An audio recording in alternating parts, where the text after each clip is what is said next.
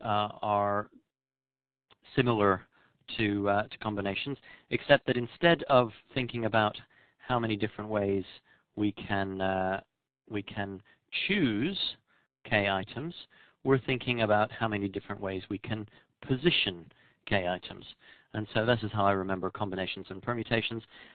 Combinations are how you calculate when you have a choice, and permutations are how you calculate when you have a choice, and you also have to think about the position that those k items are going to assume.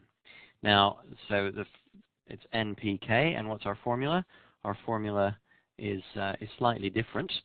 It's, oops, that's not where I meant to write, n factorial over n minus k factorial.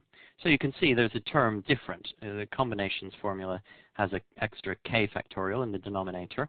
And if you think about it, that may help you distinguish between the two, because for any given set of n and k, for any given set that you're selecting from and any number of slots that you're fitting people into, there must be more permutations than there are combinations, because combinations just ask you, well, how many sets can you select?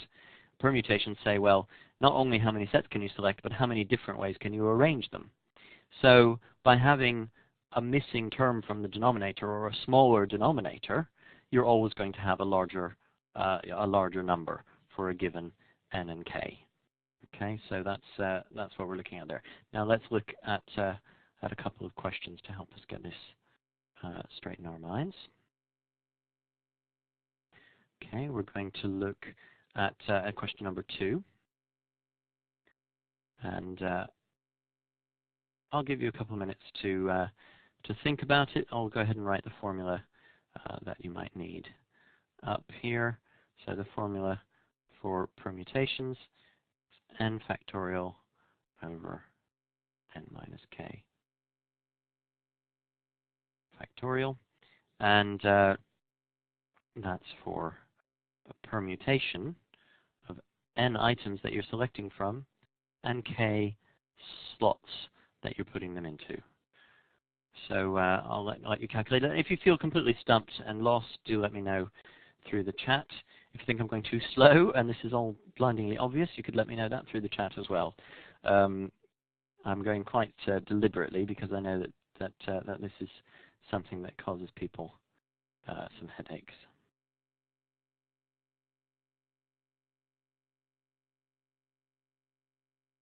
Okay, yeah, no, it's not 1.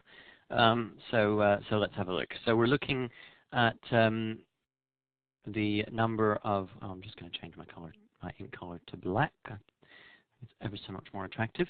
So we're saying n here represents how many slots do we have to choose from. Okay, so, or sorry, how many items we have to choose from. We've got 10 paintings to choose from. And k represents how many slots we're going to fit them into. So in this case, how many spaces on the wall we're going to fit them into. So if there are 10 paintings to choose from, then we're calculating P10 going into 5 slots. So that's going to be 10 factorial over n minus k factorial, which is 5 factorial. So how's that going to work out? It's going to be 10 times 9 times 8 times 7 times 6 times 5 times 4 times 3 times 2 divided by 5 times 4 times 3 times 2. Okay, and that makes it fairly straightforward to simplify. And so we get 10 times 9 times 8 times 7 times 6. Now, we know from our experience that GMAT is not going to ask us to do fiendishly difficult calculations like this. One of the tricks that might come in handy is the final digit estimating trick. We might say, well, 10 times 9 is going to have 0 as a final digit, and in fact, the result is going to have 0 as a final digit. So you might find, if this was a multiple choice question, just to remind you of the final digit estimating trick if you don't remember it from session 1. 10 times 9, well, you know that the final digit is going to be 0, whatever the result, because it's going to be 0 times 9. If you know that 90, therefore you know 90 times 8, or whatever the result of 10 times 9 times 8 is also going to have 0 as a final digit. Since that's going to have 0 as a final digit, that times 7 is going to have 0 as a final digit.